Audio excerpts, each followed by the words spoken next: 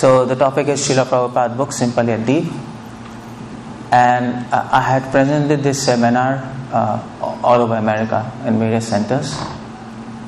And why? Because there's a reason for that. And the reason is that Prabhupada wanted it. Prabhupada wanted that we should read his books. In fact, in Chaitanya Charitamrita, Prabhupada said that all devotees must read his books. In fact, all books. Not just Gita. Chaitanya Charitamrita, Bhagavatam, Bhagavad Gita, at least these three, and other books like small books, medium books, long books, whatever. So Prabhupada wanted books to read, but the point is that Prabhupada also noted that devotees are not reading his books. That was his observation. In fact, I'll just put it on. In fact, in 1976, that's almost the last part of ISKCON when Prabhupada was present. And at that time, Prabhupada said, problem is not that all devotees are carefully studying books, the result being a fall down, at least unsteadiness. 1976. And after Prabhupada left the planet, this indeed happened. Many devotees left the movement. Many devotees were there also serving nicely. But Prabhupada said the main cause is not reading his books. And not only 1976, but as early as 1972, Prabhupada noted that devotees should read books. And Prabhupada wanted that his devotees should be trained in reading books. And not only from books, but from tapes. Tapes means his morning conversations. In fact, his room conversations, that includes tapes, and also his letters. So we have to read all his books and letters and conversations, because different books and letters and conversations, they help us to understand different things, different flavors. You can't substitute letters for books. That's not possible. Because if you read letters of Prabhupada, you can get the fire of preaching. Book distribution.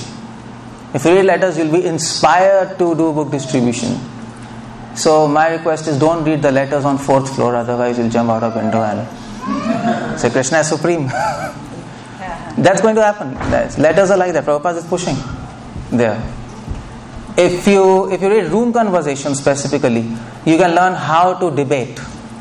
Prabhupada is asking his disciples, okay, so who is supreme? Prabhupada is just like Chaitanya Mahaprabhu and Ramanand Rai. So he's asking question, who is supreme, and this, and what's the aim of life, and they're answering it. Then Prabhupada is arguing and establishing the point. And if you read morning walks, you can learn how to defeat scientists. Prabhupada is really heavy on scientists in morning walks, many morning walks. You can by listening to morning walks or reading to morning walks, you can you'll become little not soft spoken but harsh spoken. Probably Prabhupada is criticizing a lot. Prabhupada is saying the scientists, they are rascals. Prabhupada is saying that. So morning walks have a special flavor. Small books, if you read small books, Prabhupada gives a basic introduction and summary. If you read Bhagavatam and Gita and Chaitanya Charitamrita, that's basically philosophy. So you see, it's a package. You have to read all books to understand who Prabhupada is. Prabhupada always said, if you want to know me, read my books. That's the idea. So Prabhupada noted this as early as 1972. But the point is, devotees, the legacy of ISKCON is, at the present time, that devotees are not reading books as they should be reading. And that's a universal observation, not in India, but America, Europe, everywhere. Prabhupada said, read my books as law books, not just read it. Law books. Law books means, just like a lawyer, if you ask a lawyer, okay, what is the section for hanging? So, okay, fine. In India, if you go, it's 364 or something. IPC 364, you hang him. Okay, according to 362, this is this. So, lawyer means he has to remember. Prabhupada said, read my books as law books. We must know what Prabhupada says, in which book, on which page. Like that we have to understand. No. You can forget your name, no problems. But don't forget his books.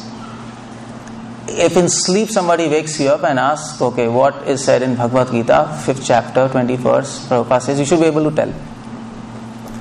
So, no problem if you forget your address, your name, your relatives, your mama, your papa, but don't forget Krishna. And it's Prabhupada books basically.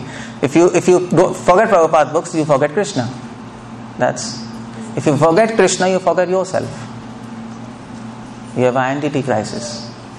So, question is why people are not reading books, Prabhupada books. That's the question. Or people read once and then okay, keep it aside. Okay, I've read, I've understood. It's pretty simple. Chant Hare Krishna, be happy. It's done.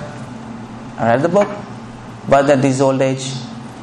And okay, what else? There's nothing more to Krishna consciousness, no? But it's not like that. So why devotees are not reading books? There are a few reasons which I noted. And you will also probably agree to that.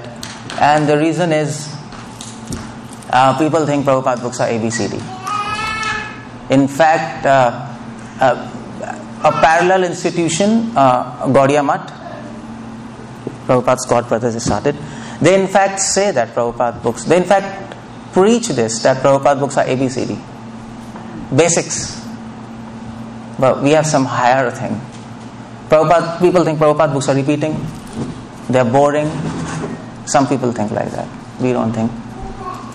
Boring because it's basic stuff. So they are not systematic. There are no points in Prabhupada books. No, 1, 2, 3. Okay, who is Krishna? 5 points. What is birth and death? 6 points. It's not like that. It's just a commentary, a spoken commentary. So it doesn't seem like that. It's systematic. And the main cause is no time. There's no time in busy life. You have work, you have family, you have eating, sleeping, mating, depending. No time to read for what to do. But the point is, all these reasons for which people do not read books, they assume these reasons. They are not correct. And I'm going to argue against these five reasons. If you are not reading Prabhupada books because of these reasons, that's your assumption. That's wrong. And Prabhupada books are much more than what we think. That's Prabhupada books. And I'm going to show you that Prabhupada books are special. They are special. And why I'm going to show you is because I also used to believe this. When I was new in Krishna Consciousness, when you are new in Krishna Consciousness, you read Prabhupada Gita and then you again read and then you think, Prabhupada is repeating. It seems like that. Am I right or wrong? No? Okay, good. If that's the case, good. But when you are new, you read books, you think it seems like that Prabhupada is repeating. See, every page Prabhupada is saying Krishna is Supreme Personality of Godhead. Practically every page. Everywhere Prabhupada says it's devotion. Karma Yoga is devotion, Bhakti Yoga is devotion, Jnana Yoga is devotion, Buddhi Yoga is devotion, Dhyana Yoga is devotion, everything is devotion. In fact, one reporter came to Prabhupada and he said, Prabhupada, you have translated everything as devotion. And Prabhupada, so it seems like what is happening, like I thought there are different things, so many things. Prabhupada said, you have understood my secret. Prabhupada said that.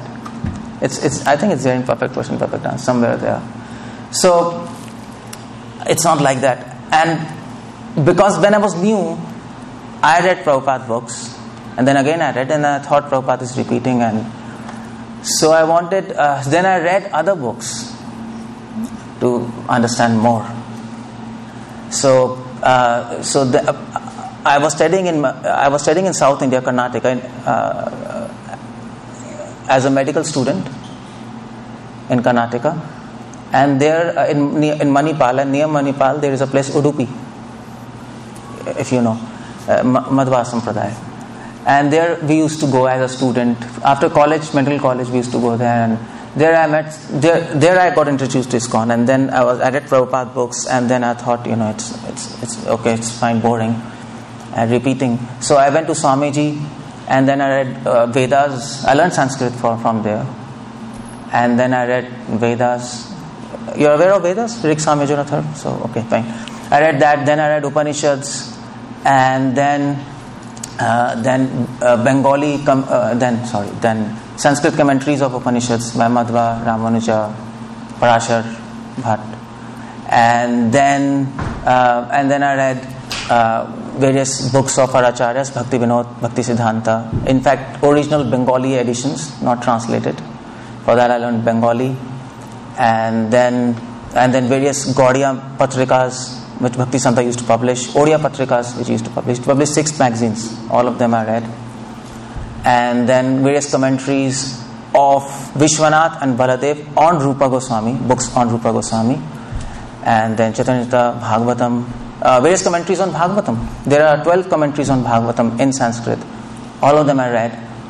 And then after reading so many books, and then also Vallabh Sampradaya. Vallabh Sampradaya is beautiful. So Vallabh Sampradaya, they are in Gujarat, Nathdwara.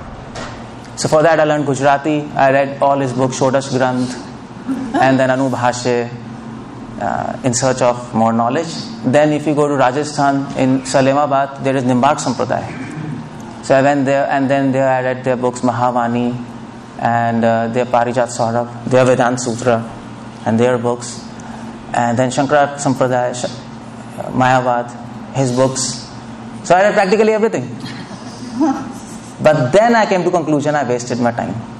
That's the point. Because after reading, then when I came back again to Prabhupada books, then I could understand there's a difference. Initially I couldn't see what Prabhupada is trying to give.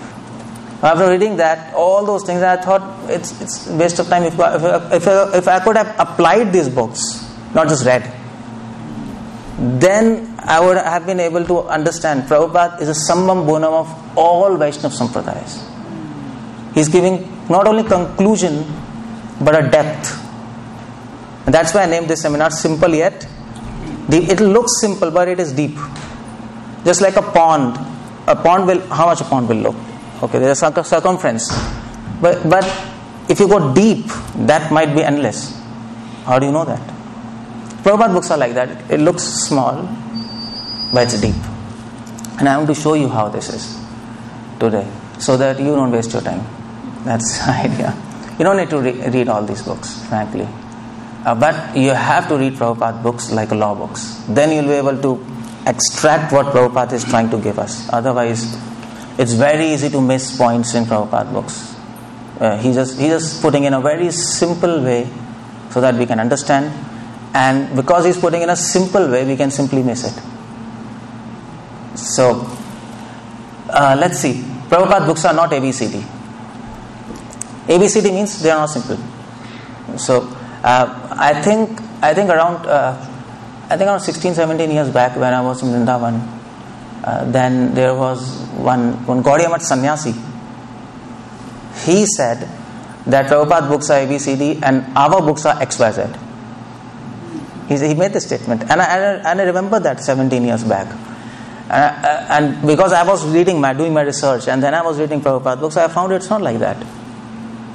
So I thought that it's important to tell devotees so that you are all inspired to read Prabhupada books from a different perspective, what you think. So they are not ABCD. Prabhupada says, I have given everything in my books. He said this. 1974 he said, I have given you all guidance and hints, and it's all described in all my books. Now it is up to you. Please keep up our principles firmly and everything will come out successful. So my understanding was, if you only try to understand Prabhupada books,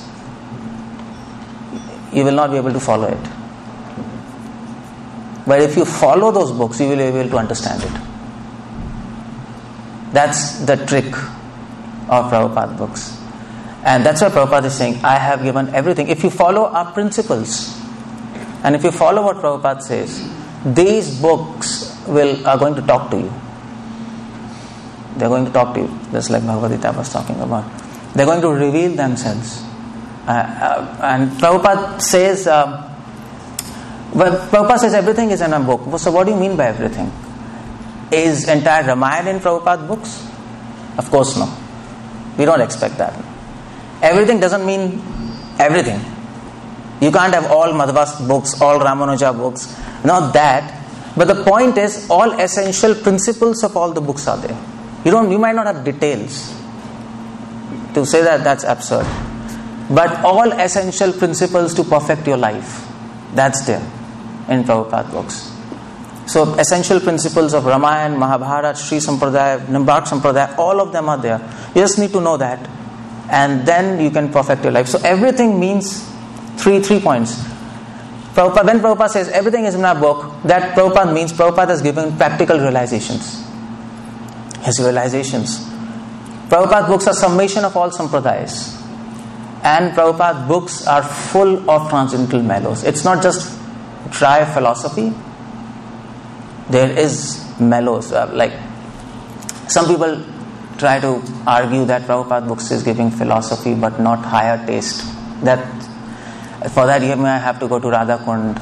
You know Radha Kund? Maybe Sham Kund, and then read Ujjwal Nilamani, or maybe Krishna Bhavna Amrit, or Surat Katha Amrit, or whatever these.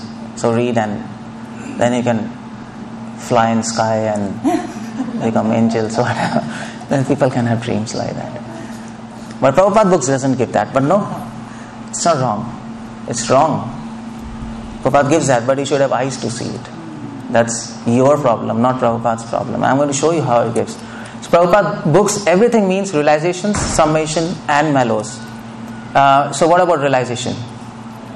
Prabhupada said in one of his, I think this letter of 1977, he said in Vrindavan, my purports are liked by people because they are presented as practical experience. Prabhupada says they are not ordinary. One cannot become unless one is very realized. It is not ABCD translation. See? So Prabhupada, if you read Prabhupada's translation of books, it is very from the besides the usual norm. All books which are translated, they translate, there's a verse and you translate, this word means this, literal translation. Okay, this is this. But Prabhupada doesn't do literal translation. There are two types of translation. One is literal, and another is you speak the essence of the verse also in translation. So in Sanskrit it is called as Shabdatmak and Bhavatmak. So how should I translate this? I don't know. People understand Hindi? But how should I tell them? One translation is you just read and put it in English. In English, okay. For example, if you put a Sanskrit verse in Google and translate it into English, so that's Shabdatmak translation. But then there is Bhavatmak. When you translate, you put the realizations of those words in that translation, not just the word. For example, when Krishna says in Gita, okay, man mana bhav man bhakto, okay, think of me. So fine, Prabhupada can write think of me, but other places when Prabhupada comments, Prabhupada writes, okay, Krishna says, think of me with love. You see? So Prabhupada adds their love. And a realized person can do that. That is called Bhavatmak translation. Because you can't say, think of Krishna with envy, think of Krishna with concentration. It doesn't mean. So he adds there. And that's a valid addition, but it makes a lot of sense. And that is why when we read Prabhupada's translation, they are very different and very practical.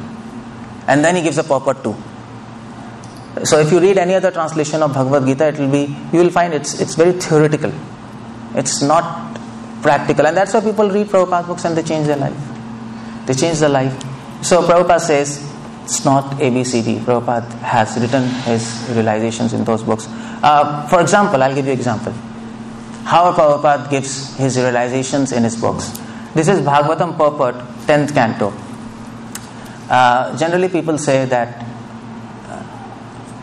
of course, Prabhupada in 10th canto commentaries, he doesn't give so much details about intimacy of Radha and Krishna. He doesn't do that. If you read other commentaries, acharyas are doing that. Prabhupada doesn't do that. But at the same time, Prabhupada did not do that, but Prabhupada gave the essence of that. And this is one of the purport of Prabhupada. Beautiful line of Prabhupada. Prabhupada says, Lord Krishna's apparent negligence is actually his thoughtful reciprocation and the fulfillment of a deepest and purest desire. Beautiful but shocking. So if Krishna has mercy upon you, he'll neglect you. That's beautiful, no? It's beautiful or depressing? And Prabhupada says there. And before this, Prabhupada explains. This is in 10th canto, when gopis and Krishna, the Ras Panchadhyaya. So they are dancing, and that's a core of Bhagavatam. Gopis and Krishna dancing. No Ras Leela. And Prabhupada says there, when Krishna disappears, and the gopis are weeping, and Prabhupada gives a principle there. And before this, Prabhupada says in the purport, when a devotee prays, Krishna, make me pure. We all pray like that, no? Do you pray or not pray? People don't pray nowadays. Nobody prays. You have to pray to him. He expects that you pray. That is his expectation. You have to pray to him. Although he knows everything, he knows what is there in your heart, but still he wants you to express it. Because expression means love. No? Expression means love. Expression means love. So I might love somebody, but I have to express that love, no? Otherwise that person will say, come on, I know you love me, but show, you have to show it, no? Otherwise what's the point, What's the point? So prayers is an expression of love for Krishna. So when a devotee prays, Krishna, make me pure, what does Krishna do? Krishna neglects us. He starts neglecting us. And this might be contrary to what you are thinking now. Why? Because when he neglects you, then you start praying to him more. Is it? And you start serving him more, with more intensity, to please him. Because you feel he has neglected you, so I should please him. And when you serve him more, pray to him more, you become pure. And so Krishna fulfills your desire and prayer to become pure by neglecting. And that's why Prabhupada says, Lord Krishna's apparent negligence is actually his thoughtful reciprocation. He's reciprocating like that. And the fulfillment of our deepest and purest desire. So this is nice, no? What do you say? Is this dry, boring, or is this interesting? This is transcendental mellow. This is rasa. This is mellows. Prabhupada translates as mellows. Taste of devotion. This is just one line. You will not get this statement anywhere. Not in Gita, not in letters, nowhere. This is just one line. If you miss this, you miss it. Finish. If you miss this, yeah. One question. I'm sorry to interrupt. This is 10:32:20. Yeah. Prabhupada in the actual Bhagavatam only went to the 13th chapter. Is this from Krishna book? No. This is from Bhagavatam. Yeah, I can understand. It should be. Yeah. It's Prabhupada disciples. Okay. That's okay. Yeah, you're right. As far as we are concerned, we take their authority as Prabhupada gave them authority. So in that context, we do that. But yeah, it's not Prabhupada. But I'll give you example by Prabhupada also. I kept it. Okay, so this is a good. As far as Prabhupada books are concerned, it is there in those books. If you read those books, you'll get the idea. Prabhupada books are also summation of all sampradayas. Now you know sampradayas, no? Everybody knows, no? How many sampradayas are there?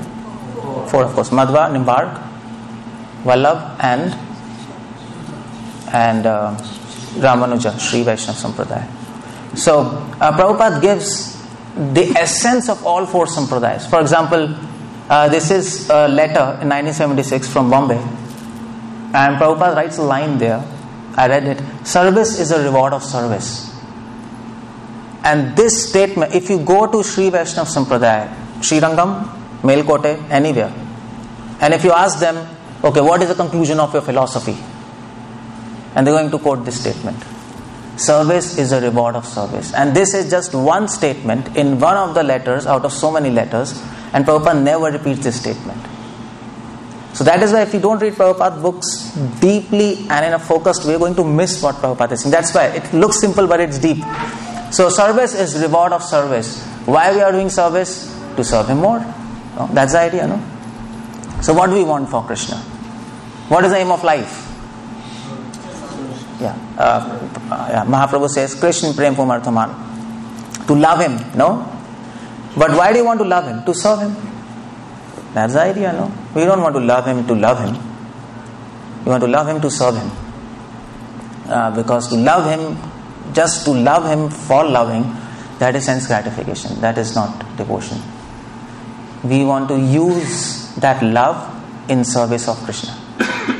So Krishna gives us love, gift, and we offer Him back as a reciprocation of service to Him. That's the idea. And that's why service is reward of service. So if you keep on serving Him, Krishna will give you opportunity to serve Him more. And that's the reward. That's all. Finish. So this is Ramanuja Sampradaya. If you go to Vallabh Sampradaya, this is from Prabhupada, Bhagavatam, 1st canto, 16th chapter, 26th verse, and this is purport. If you go to Vallabh Sampradaya and if you ask them what is the conclusion of your Sampradaya, Prabhupada states in his purport, and this is a beautiful line. Prabhupada says, the Lord feels grateful to His devotees for such unsophisticated and unconditional service, and tries to reciprocate it by rendering service, although the devotee has no such desire in his heart. It's a beautiful statement by Prabhupada, right in 1st canto, and summarizes entire Vallabh Sampradaya. Everything about Krishna in one statement. So Prabhupada says the Lord feels grateful to devotees, you see. And that is why Krishna puts a peacock feather, in his. Why Krishna keeps peacock feather? Why does he keep? In all photographs there's peacock feather, no? So because Prabhupada says in Nectar of Devotion, when Krishna was playing flute, peacocks were dancing, and they become so happy because Krishna was giving them happiness. So to please Him, they were dancing, and they thought, what should I do to please Him? And they dropped the peacock feather, one peacock feather, and then Krishna took it, and he became so obliged. That's nature of Krishna. When you serve Him, He becomes grateful, although He has no reason to become grateful. He's God. You must serve Him. You need Him, we do not need Him. But He becomes grateful because people who are great, they have this quality. And then He puts that peacock feather in His hairs to show His gratefulness. He doesn't speak thank you. We speak thank you. That's American culture now. Thank you. And finished. But that's not Krishna. Krishna shows His gratefulness by action. And He keeps feather in His hairs. And now He always keeps. Just to show that I felt so grateful to those peacocks who danced for my pleasure. And He tries to reciprocate it by serving the devotees. So when you serve Him, He will want to serve you. Devotee doesn't want service from Krishna, but he will search an opportunity to serve you. He will do that. And this is what is Vallabh Sampradaya. This is Vallabh Sampradaya, that's all. And if you go to Madhva Sampradaya, Prabhupada states in Bhagavad Gita 7 chapter 22nd verse, I'll read for you. Prabhupada states, both demigods and living entity are dependent on the supreme will. They are not independent. You see this photograph, Madhva? 2 fingers. He holds 2 fingers. So if you go to Madhva Sampradaya, you ask, what is the conclusion of your philosophy? Madhva says, Swatantra and Paratantra. That is where 2 fingers. God is independent Everything is dependent on His will, His mercy. Everything means dravyam kalas karmascha jeev svabhavevacha anugratah yat santi na santi yadopekshaya. Matter, time, activities of living entities and our independence is dependent on His free will. That's Krishna. This entire philosophy of Madhva in one statement of Bhagavad Gita. And what's the fourth? Nimbark Sampradaya. And Prabhupada gives the essence of Nimbark Sampradaya in his small book, Elevation to Krishna Consciousness. And this is what Nimbarkacharya Sampradaya has to say. Prabhupada states in chapter 1, part of spiritual pleasure experienced in Vaikunthas is the pleasure of dancing. There are young girls and young boys. That's spiritual word. Spiritual word means young girls, young boys and dancing. You might say what's happening. But young boy means Krishna, not you. You're not the young boys there. It's Krishna and young girls, gopis.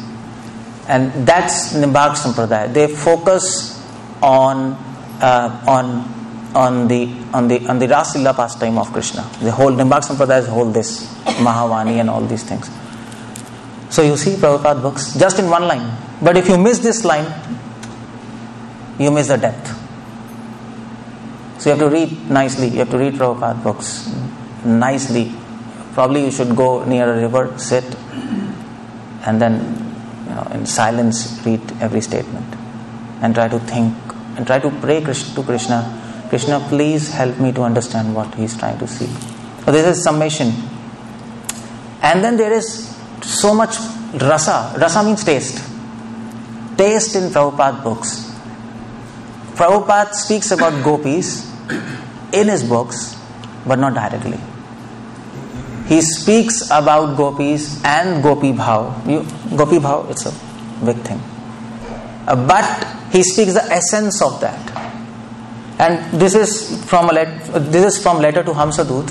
Prabhupada is writing. Our philosophy is above all these things. Just like we prescribe our students no illicit sex, no meat eating, no intoxication, no gambling, but they are not the ends in themselves. Prabhupada notes, following these restrictions are not the ends. They're the part of devotion. The real end is how to serve Krishna and sacrifice everything for Him. This is gopis.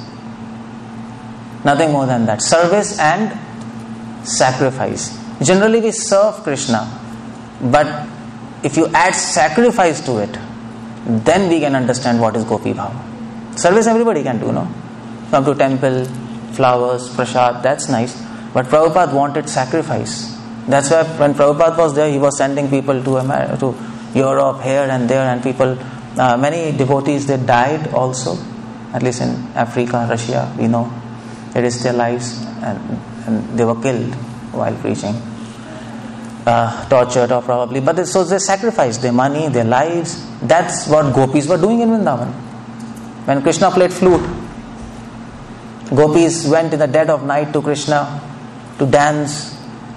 But that was sacrifice. They left their homes, they left their children, they left their husband.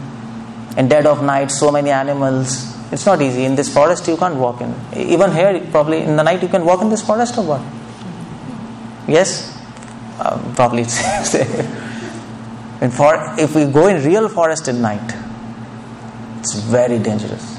Very, very dangerous. Have anybody gone to forest? Nobody? Not in the middle of the night. It's very dangerous. Just mere sounds of animals will scare out everything out of you. It's very difficult. I went once in Himachal Pradesh. There's a forest. So it's a sanctuary. So people told don't go, but just to feel how gopis felt, I went there. What they might be feeling, in the dead of night. I just went and my God, they were like in forest when animals shout in the night, just from 10 kilometers away you can hear that. It's very peaceful, and so there were lions and hyenas and I just ran back and so scared. It It was not easy to stay there. But gopis went. So they had this sacrifice, mood of sacrifice and service. And that is a real end. By that we can please Krishna. And this will give you the taste. So Prabhupada doesn't give intimate dealings of gopis and Krishna in his books. But Prabhupada gives a key to open those dealings. That, of course, Prabhupada is giving. If you can understand this key, then if you read the dealings of gopis and Krishna, then you can taste that. Otherwise, if we don't understand this key, we can read all those books and we can be on some imaginary platform, but we will not be experiencing real taste. So Prabhupada is an Acharya. He gives us the basic minimum by which we can open the mystery, and also the maximum. If you follow his books, you'll be able to understand. So that's rasa. Prabhupada's books are not also repetitive. We feel like repetitive. For example, I'll tell you. How many times you have read Krishna is Supreme Controller? It's everywhere. Everywhere. Prabhupada keeps on repeating, he's controller, controller, controller, controller, controller. And Prabhupada says, there are many controllers, both in material world, spiritual world. Krishna is Supreme Controller. Okay, you have read many times. But why does Prabhupada keep on repeating many times all these things? One point is to make us remember. But in scriptures, repetition is a fallacy. You understand? Repetition, fallacy means you generally don't repeat things. If you repeat things, then that scripture is not, it is logically not considered sound if you start repeating things. So it's a fallacy. So generally people don't repeat things in their books. But Prabhupada does again and again, again and again, again and again. Yes, one thing is that to emphasize. But that's not the only point. Prabhupada repeats this. It seems Prabhupada is repeating, but Prabhupada is saying a different thing if you keep the context. If you keep the context, then you will understand. Statement is same, but meaning is different. So for example, morning I was telling you, suppose if I say I love you, what's the meaning of this statement? Anybody can tell?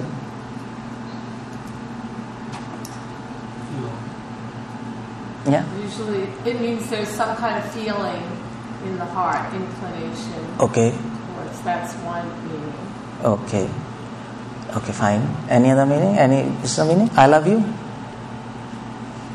Actually, yeah. Yeah, I wanted to say sometimes it just means like lust. Okay, good. Yeah. So I love you. Yeah. Actually, it's a verb, and love means service. Okay, but you're right. But I will like to put it like that. I love you. This statement has no meaning because you have to ask me to whom it is spoken. You have to put it in a context. Otherwise, it carries no meaning. If I say to a child, I love you, the meaning is different of love. That means caring. If I tell to a girl, I love you, that's a totally different meaning. If I say to my parents, I love you, that carries respect. Is it? And if I say to my dog, I love you, what that means, I don't know. You have to tell me. I frankly don't know. And Americans might be knowing. So, you have to know the context. Is it? You have to know the context. And if I tell to my enemy, I love you, it carries a very different meaning. Carries a very different meaning. You know, I love you. It means I'll finish you. So that's a context. It's a context. Every statement, no statement has any meaning without context. You have to put it in a context. So that is why when we say Krishna is Supreme Controller, the meaning of this statement can be understood by a context, and it will carry different meanings, different shades of meanings when you put it in a context. Otherwise, it will seem Prabhupada is repeating. So, okay, here Prabhupada says Krishna is Supreme Controller. There are many controllers, but Krishna is Supreme Controller. But now I'll tell you what's the context of this. This is a purport of Bhagavad Gita 9.11, 9 chapter, 11th verse. And the verse is, Anybody knows this verse? Avajananti mahamoda manushim tanumashritam param bhavam ajananto. Fools deride me when I descend in human form. They do not know my transcendental nature as a supreme Lord of all that be. This is a verse, and Prabhupada starts his purport as, in Brahma Samhita it is said Krishna is supreme controller. Now you see the context, and now you have the meaning of this statement. Prabhupada is not just telling he is a supreme controller, but he is telling that although he is a supreme controller, he acts like human. So he is bringing out not the quality of Krishna that he is controller, but the quality that he, even though he is controller, he can act as a human. That quality he is bringing out. Or in other words, Krishna has contradictory qualities. He is able to adjust contradictions within himself. He is controller of everything, but nevertheless he can act as if he is being controlled by Yashodama, by gopis. He can act, he is God, but he can act as a human, perfectly as a human, more human than what a human is. So that this quality of Krishna, no other controller can do. Prabhupada says there are many controllers. Shiva cannot do, Brahma cannot do, they cannot act like Lord Krishna. Krishna is the best actor. He is the best actor. So you see, if you put in context, there are different meanings. So always keep in context. This is one tip to read Prabhupada's book. Keep things in context. Otherwise it will seem Prabhupada is repeating. It will seem to you it's repeating. But he is not doing that. And, okay, so this is Bhagavad Gita, 7th chapter, 1st verse purport. Simple. Concentration of mind upon Krishna is made possible by prescribed devotional service in 9 different forms. Okay, how many times have you read this? Innumerable times, no? Devotion can be done in 9 different forms. Okay, good. So next page. But the point is, please, whenever you read Prabhupada books, focus on minor details. Prabhupada writes something, and that may be very important. Just like, I'll complete this statement what Prabhupada writes, and it's so important you might not have thought about it. Of which Shravanam is the first and most important. Generally we think Kirtanam is important, no? Is it? Sankirtanam? But Prabhupada doesn't say that. Prabhupada reverses. Prabhupada says Shravanam is the first and most important. And if you don't skip this, this is, in all books, this is the only statement where Prabhupada says Shravan is the most important. He doesn't say anywhere. And this is the essence of Mahaprabhu saying Sankirtanam. Mahaprabhu doesn't say Param Vijayate Shri Krishna Kirtanam. He doesn't say that. He says Sankirtanam. Sankirtanam means, Sang means Shravanam and Kirtanam. Kirtanam which is preceded by Shravanam. That Kirtanam will be successful. Otherwise it will not be successful. To hear. Chanting which is preceded by hearing, which is nourished by hearing, that Kirtanam will lead you to perfection of life. Otherwise no. So that is why to hear is so important. It carries importance. So this, so we should observe minor details. Prabhupada books are not repeating. They are not repeating. And okay, there is a puzzle here. This is from Krishna book. This is a beautiful statement. And I'll ask you one question. Prabhupada writes here, the gopis are saying to Krishna, we are simply your maid servants and slaves. Please therefore accept us by showing us your beautiful lotus-like face. Simple statement, no? So this means gopis are saying we are your servant and you are a master. And we have heard many times in Prabhupada books this statement, many times, you are servants of God. But if you read this statement nicely, you can understand something. Prabhupada's books seem simple, but there are many layers of understanding. If you want to open those layers, just like onion, you peel the layers one after another. So if you want to, there are at least 5 meanings of this statement. At least I can see that. At least 5 meanings of this one statement. But if you think and pray, you will come to know. If you have read Prabhupada books nicely.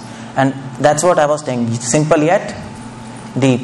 Okay, one meaning of this statement is we are servants of Krishna and He is our master. For Prabhupada, that's another layer to this. We are not only servants but slaves. You see, Prabhupada doesn't write that usually. We are slaves. And you want to become servant or slave? What do you say? Slavery is bad, no? So what do you want? You want to become servant or slave? Why? What's the difference between a servant and a slave? No remuneration. How? No payment. Yeah, a servant gets a payment. A slave doesn't get any payment. So we want to become a slave. But there's another thing. Slave is often beaten. They beat slaves, no? That was slave for you. You can do anything with him. You can exploit him, you can beat him, you can do anything. You can probably break his hand. Nobody's going to say anything. That's a slave. So Prabhupada, gopis, they say, aim of life is to become a slave and not just servant. Slave means Krishna, you can do anything with me. And that's what Mahaprabhu says, Ashlishyava padratam pinastumam. That's slave mentality. So being Krishna's slave, that's nice. Being any other people's slave, that's bad. Krishna is perfect master. So this is another beautiful meaning. This is the only place Prabhupada says slave. He uses his word slave here. And can you tell another meaning by reading this statement? Anybody? Just think. I am presenting this seminar just to make you think, so that when you read Prabhupada's books, please think. Prabhupada has thought and given us. If you want to understand Prabhupada's books, you also have to think. So, any other meaning of this statement? We are simply, or I was thinking that simply is like nothing else. It's just we are simply a means. There's no other rasa. It's just like. Okay. This might be one meaning. We don't have relationship with anybody except you. Okay, that can be. Okay, any other? So I told you 3 layers, no? At least 3 layers I told you. Servant, slave, and simply and that. Okay, fine. I told at least 5 are there. Any other? Just a minute. Yeah. Upalamba bhav, separation, feeling of separation. Perhaps. Accept doesn't show your space. He's not in front of them. Well, he might be in front of them. How do you know it's not there in the statement? Might be made some. There is one meaning to this. You see what they say? Please accept us. So what's the point? Prabhupada says, when we serve Krishna, we have hope against hope that He will accept us. With this hope we serve Him. With this hope that He will accept us one day as really His servant. And with that consciousness you have to serve Him. If we miss that point, we miss devotional life. You see? That's what gopis are teaching us, yeah. I was going to say that they are begging to be accepted. Okay, good, yeah. So that's the idea. And that He is going to show His acceptance by raising them. Okay, yeah, good. With his beautiful. Okay, good, yeah. That's the fifth meaning. How do we know that He has accepted us? They say, we will be convinced you have accepted us if you show yourself. So that's how we know that Krishna has really accepted us, if He will show His name, form, qualities to us in chanting of holy names. That's the first encounter with Krishna is in His holy name. And the second encounter is in His abode. So He will show us. And then we can be convinced, okay, yes, you have accepted us. That's what Mahaprabhu says in Chaitanya Charitamrita. It's beautiful, no? One sentence, so many meanings. There are at least 3-4 meanings more, but please think about it. Next year I'll come and ask you. If I come. Probably unlimited. Yeah, they should be unlimited. But there is unlimited Prabhupada books. So that's what I'm showing you. There are many layers of meaning. It is simple yet deep. That's deep. Okay, so Prabhupada books are not boring. If you think it's boring, you are boring. It's not boring. It's not boring. So, Prabhupada books has fire of preaching. That is speciality of Prabhupada. If you read books of Vishwanath Chakravarti Thakur, Baladev, even Bhaktivinoda Thakur, you will not be enthused to preach as much as if you read Prabhupada books. And Prabhupada defines preaching as, Prabhupada says preaching is always difficult. There is a letter I am reading, if you can't see. You cannot take it easy. Preaching must be a fight. And you say fight is easy thing? Prabhupada says in one of his letters there, preaching is fight. You have to fight with wrong ideas. You have to convince people with their wrong. People have so many wrong ideas. They're convinced about that. You have to convince them to fight with the ideas. Preaching is fight. And Prabhupada, this is beautiful. This is one of the letters in 1970, 1st July. And Prabhupada writes there to a person. Prabhupada is writing, "Please accept my humble obeisances. I beg to acknowledge the receipt of your kind letter dated 24 June 1970. I am very glad to learn that your last responsibilities in family affairs are now discharged. Your 2 daughters are now married." This means he should be pretty old person. 2 daughters are married. So, pretty old guy, probably 65, 70 years old. Now in this ripe old age, Prabhupada says ripe old age. He was like some 75, 80 years old. You can devote yourself for spreading Krishna conscious movement all over the world. It's what, come on. I am 80 years old, I am writing to Prabhupada, and Prabhupada is saying now you can preach all over the world. I was expecting that he will say go to Vrindavan and chant. Prabhupada doesn't say that. So Prabhupada books are not boring. Prabhupada books are enlivening. Prabhupada doesn't give a boring answer.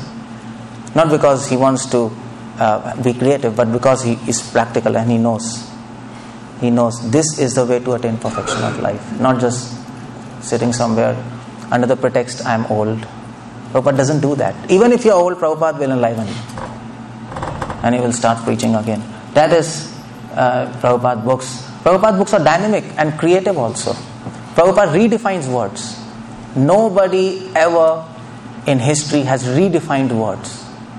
If you read books, Prabhupada defines Buddhi Yoga as, Buddhi Yoga generally means intelligence. But Prabhupada redefines Buddhi Yoga as Bhakti Yoga. And how he does that? He says Buddhi Yoga is Bhakti Yoga because to apply Bhakti you need intelligence. To hear Bhakti you don't need intelligence. To hear about devotion you don't need intelligence. No? Is it? Yeah, you are all sitting and you are hearing and you don't have intelligence and you can hear. Just joking. But after hearing, to apply that you need intelligence. And Prabhupada says, so Prabhupada translates Buddhi Yoga as Bhakti Yoga.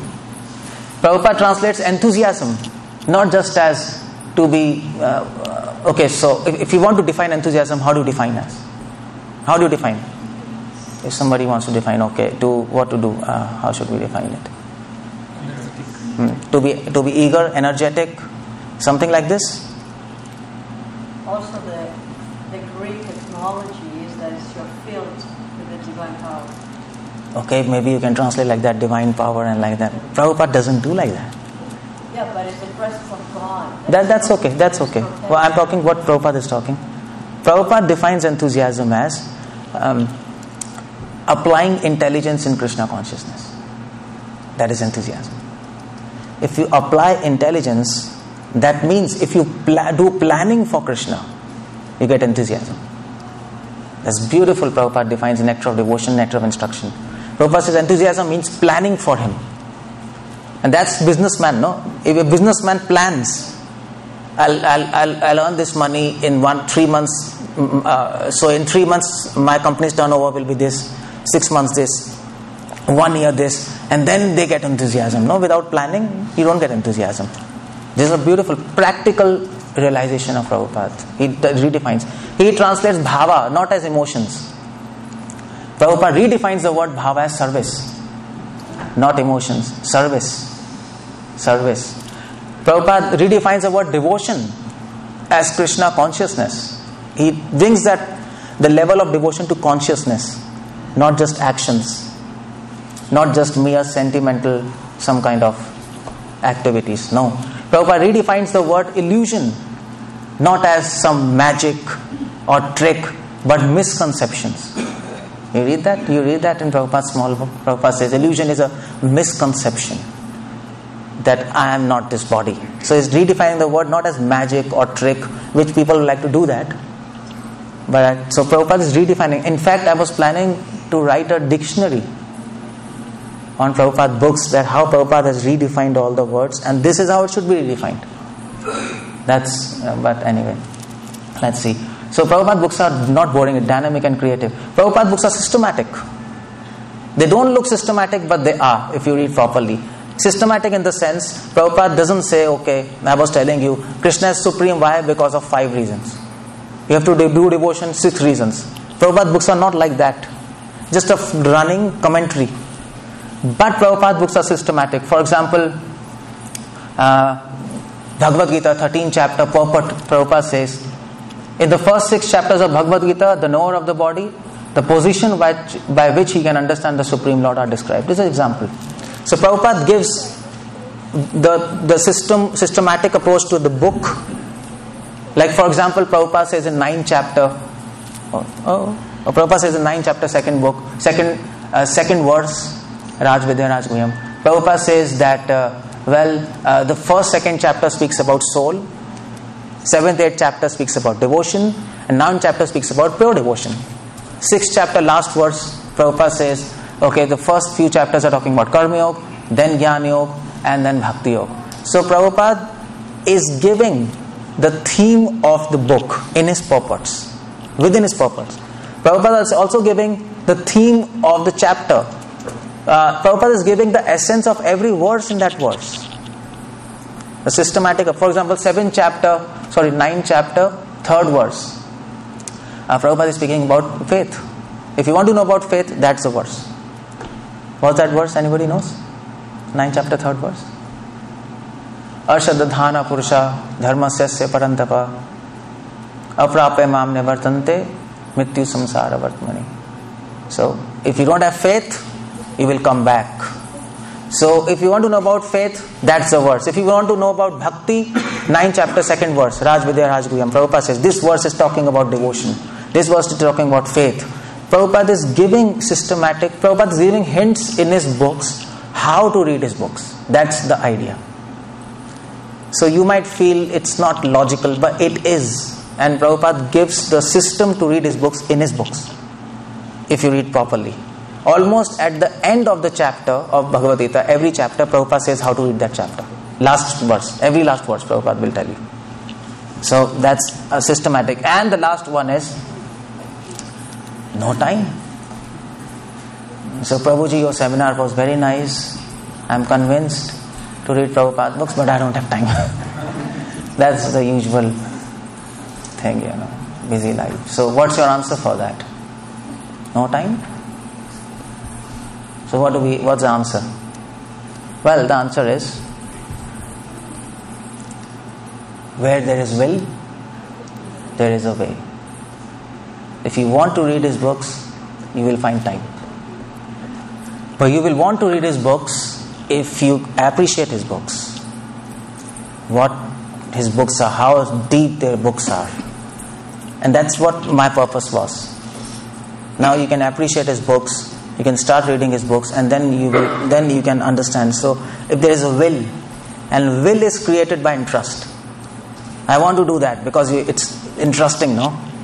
And the job of devotees is to tell you how interesting those books are. That is why this seminar is there. So that you have the will, and then you will find the way. No problem. Krishna can expand time. Is it? He can compress and expand time. He can do anything.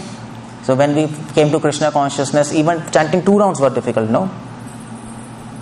Is it same life, same job, same wife? Oh, yeah. Everything same. But 2 rounds were difficult. But now we are chanting 16 rounds. Same, everything is same. So where there is will, there is way.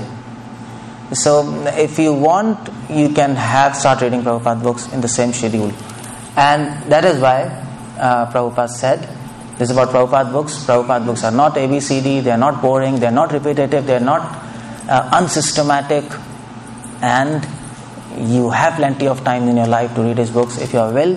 And therefore Prabhupada said, I shall never die, I shall forever live, I shall live forever in my books. This is from Science of Self-Realization, a small book. Hare Krishna, Srila Prabhupada ki Jai. So, any questions? Otherwise, I'm going to end here. Can we end? Okay, that's how Prabhupada books. It's nice. This is my site. If you want to hear more lectures, Pure Devotees English, puredevotee.com. That's English site. And there's some Hindi wala here. It's Bhakti News. So if you want to hear some lectures, then you can go. Yeah. By the way, this seminar is also there on this site, Pure Devotee, already. Yeah. Thank you, Prabhu. Prabhupada books, I thought I just add like 2 sentences if it's applicable to us. My perception of Prabhupada book is how it was helpful is, see, if I'm coming from India to New York, say from Delhi to New York, and I don't know anything about Delhi airport, nothing, but I have to come to New York. If there is a person who is actually coming from New York, knows everything about New York, and is coming there to help me, to pick me all through the ride, in the taxi, in the flight, during the flight, come to New York and place me there safely, how valuable would that be for me? Yeah. So to me, if there are multiple books and websites available for ample information in philosophy. So it's like they give us so much of information, say, about Delhi, about different flights available, and different sites in New York, etc., etc. But if my interest is to get from Delhi to New York, like that, and if I'm serious about that, and if that person is with me to guide, to come from there to here, all that I would need is the information from that person only. Okay, and that's I a good sure, analogy. Right. I'm sure that my destination will be, that's assured, if I'm with that person. Then in that case, I wouldn't really care if that information is repetitive or boring, or nothing of that sort would come to me. All the information that comes from that person is pertinent, and that's the only thing I would need. So that's how I see it. Yeah, this is good. This is a nice analogy and good. But if you have to preach about those books, then you have to probably also explain them. That's the idea. For personal, perfect. If you want to convince others and inspire others, then you have to show them, okay, this is how that person is. He knows everything. You have to show to them. I believe, but why should you believe? So anyway, that's nice. That's a good thing. Just wanted to add, Prabhu, I not take half a minute of time, but during that process, whatever realization and whatever the great soul had, automatically would come to us during the journey, because we are under the guidance of that soul. So we are not really missing anything. Okay. Thank you. I would like to read a verse in Bhagavatam, Canto 1, Chapter 2, verse 12. The seriously inquisitive student or sage, well equipped with knowledge and attachment, realizes that absolute truth by rendering devotional service in terms of what he has heard from the Vedanta Sutras and Vedanta Shruti. This is the verse, and at the end, Srila Prabhupada says in the 3rd paragraph, a sincere devotee must therefore be prepared to hear the Vedic literature, like the Upanishads, Vedanta, and other literatures left by the previous authorities or Goswamis for the benefit of his progress. Without hearing such literatures, one cannot make actual progress. And without hearing and following instructions, the sure devotional service becomes worthless and therefore a sort of disturbance in the path of devotional service. Unless, therefore, devotional service is established on the principles of Shruti, Smriti, Purana, and Pancharatra authorities, the nature of devotional service should at once be rejected. So, Prabhupada this is Canto 1, Chapter 2. So he was starting to translate Prabhupada at the very beginning, and he was encouraging the reader to become knowledgeable and to prepare to hear the Vedic literature, including Upanishads, Vedanta, and the literatures left by the previous authorities of Swamis. Yeah, that's true. Actually, this is the only purport where Prabhupada says this, and he correctly quoted this. And you know what? Prabhupada says this. We should be expert in Vedas and Upanishads. That's what Prabhupada is saying. Prepared to read books of Goswamis. But what I found is that without reading Prabhupada books, we'll not be able to access it. That's what I found. Because many people are reading Goswami's books, but they get confused because they translate those Sanskrit words by their own understanding. And when we read Prabhupada books, then we can translate those Sanskrit words in the right spirit. And that's what Prabhupada mentions there. And it's good if you can read Prabhupada books, manage to read that in this life. It's difficult to read all books in this life. You have to be a good reader and take time, and you can do that. Then of course, why not? Read other books and show to people that how Prabhupada has summarized all those books in his books. That should be our duty. That is our duty. To show them, just like I showed how all other books are summarized into this book, and that will be a real service to Prabhupada. And that's what I wanted to do by this seminar. The Prabhupada says in the second part of this section, they show, without hearing and following instructions, that qualifies. They show devotional service becomes worthless. Yeah, oh good. See? So he's indicating that one has to also follow instructions. Not just simply read. That's perfect. Prabhupada books are like lotus face of Krishna. And the ornaments which Krishna wears, they are the books of Acharyas. So, who beautifies whom? Ornaments beautify Krishna, or Krishna beautify ornaments? Krishna beautifying ornament. And that's what we have to show, this word. That's a good Prabhupada, I have read that. Okay.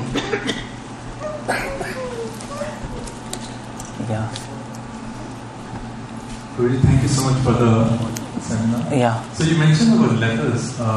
One thing in the concept of reading Prabhupada's letters, I often hear is that some letters are very specific to a particular person. So there's also the consideration of time, place, and circumstance when that letter is written.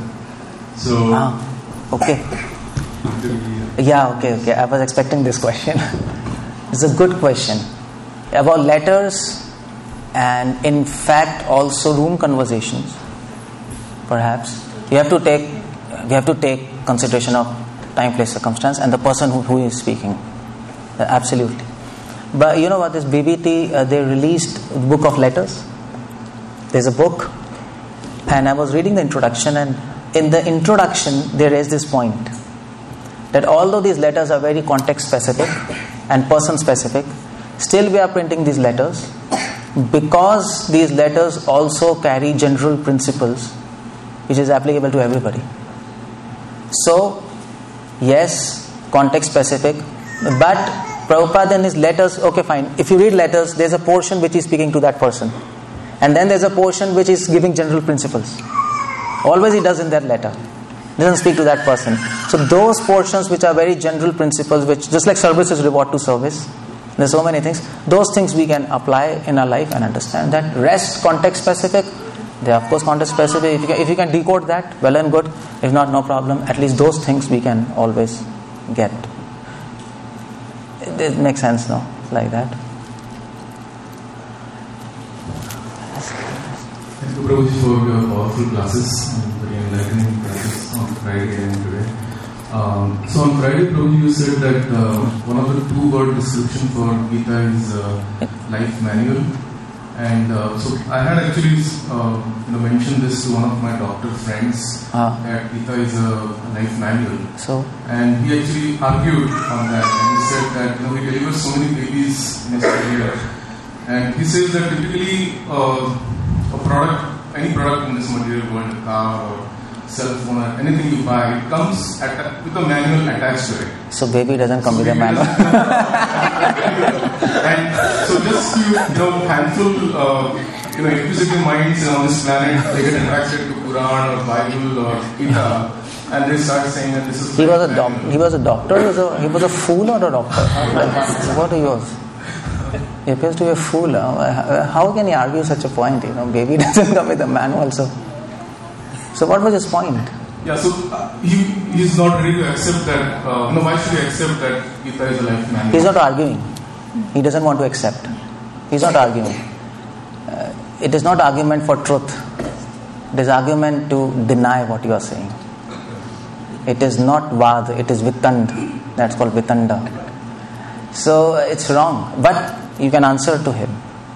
You can answer him. You can tell, yeah, baby doesn't come with manual. We understand that. But you're a doctor, you delivered him, and it's your job to give him the manual. So that's your duty. So you should read Gita when baby comes.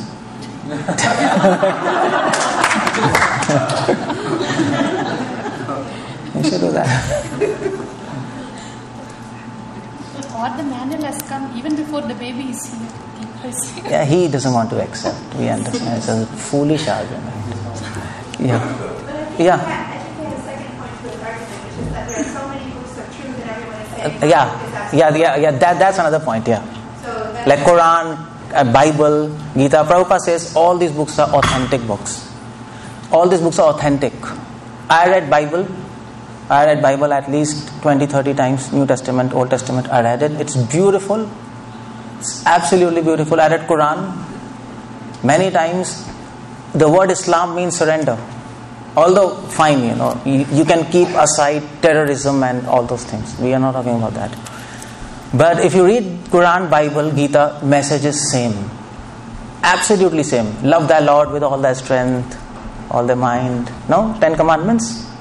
Love is the aim of life, Christ said. And we are saying the same thing. And what is Christianity? Prayers, repentance, and love. No, that's Christianity, no? Similar thing here. It's almost the same, but Vedic scriptures give more detailed knowledge. That's the idea. That's all. So principles are same, details might differ. That's the point. So you can choose any book.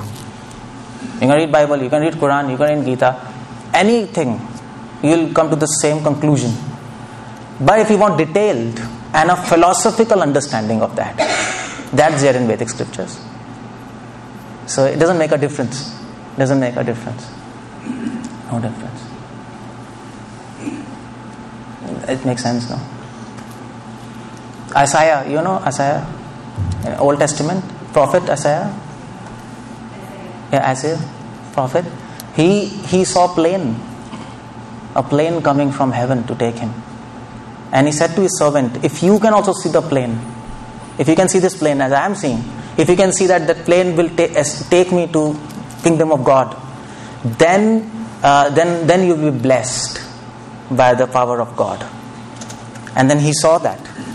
And then Isaiah, he left his cloth and went by plane. And Gita says same thing. When we go back to Krishna, plane from Vaikuntha has come. And this, who was that? Who fought with God in Old Testament? Israel word is coming from a broken hip. So who was that devotee who was fighting with God in Old Testament? So he was fighting with God. And Bible says he had a relationship of friendship with God. So we have Sakhiras here. Absolutely same. Jerusalem, King Solomon prayers. Solomon is praising Jerusalem as a woman. You see, you read that Solomon prayers as a woman, as a female. So that's a Madhurya Bhav there. And then if you read Ecclesiastes, Old Testament, it's full of renunciation. So I found it same. That's the idea. But some are detailed, some are summary. That's a difference. That's all. No difference. Okay. If that's it, very much. Hare Krishna.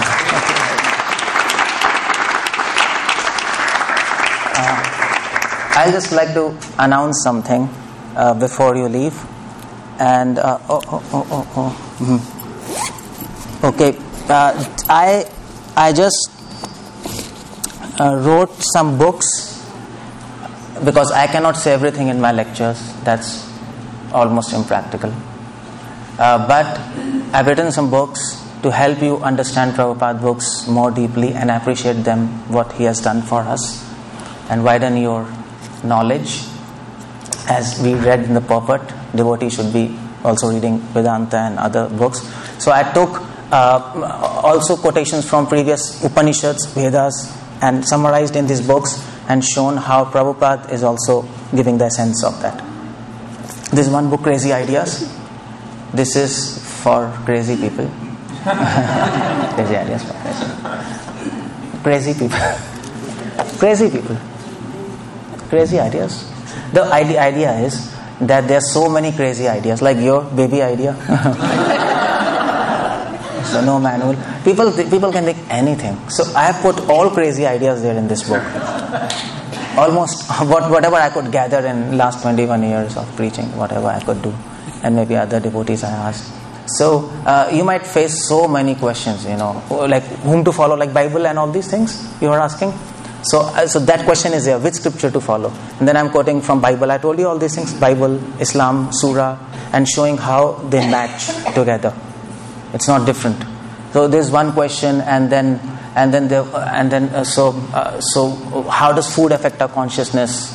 Why should we eat food? What kind of food? All these questions are there. Who am I? What is? Everything happens for good, people say. But these are wrong ideas. So much of this book is wrong, because you have to know what is wrong. And then I have answered that with proper logic and philosophy, so that you can preach to others and also become more convinced, and then read Prabhupada books. Then Prabhupada is saying so many things. This is one book. This is another book, Mighty Efforts, which I wrote because to help you understand what that devotion is scientific. It's systematic. We just don't do something. We have to know whether if we are doing in a proper direction. So there are at least 9 steps to Temple of Love, which Prabhupada says, and what will happen at what step with us. What should happen actually, so that we know we are advancing, and where we are now, and where we have to go. So I've tried to put that in this book, and if you read, you can understand, okay, what's the next step? What should I do now? Not, okay, fine, I've been there in the moment for so long. I've been chanting, I've been doing this, but how to advance more? There are 24 hours. You can't stretch time. So what you should do, and how you should know, that's there in this Mighty. Prabhupada says, in science it is said, for extraordinary claims, you need extraordinary evidences. You heard this?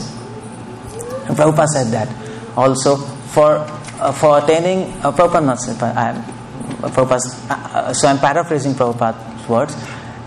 For attaining extraordinary person, you need extraordinary efforts. Krishna is extraordinary.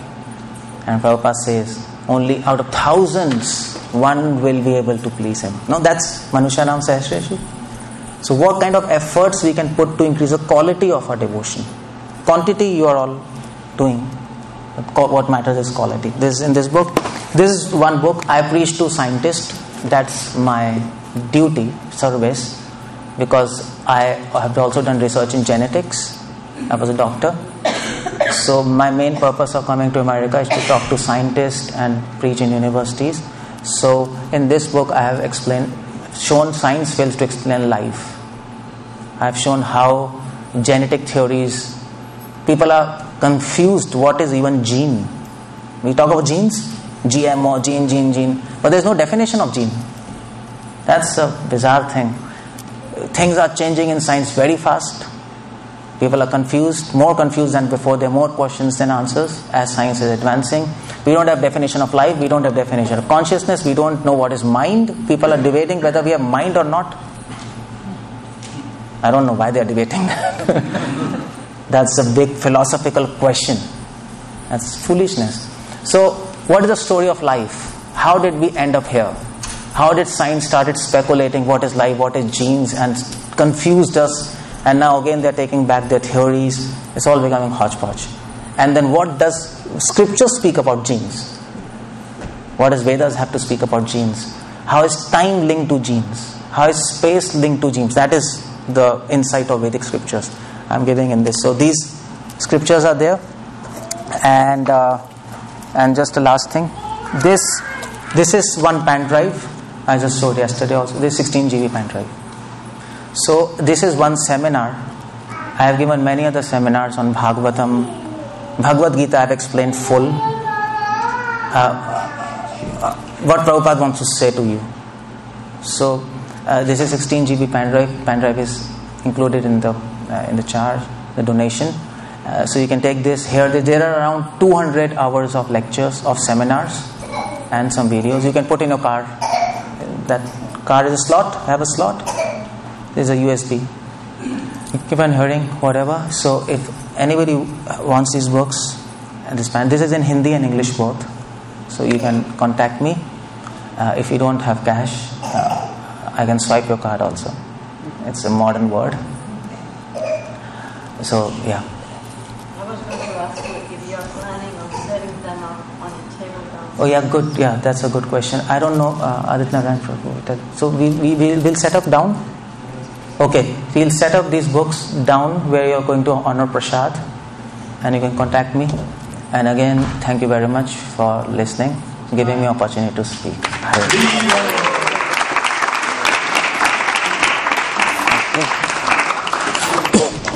Thank you so much, Prabhuji, for the enlightening lecture. I'm very happy you could come here. Yeah. And please do, whenever you are having your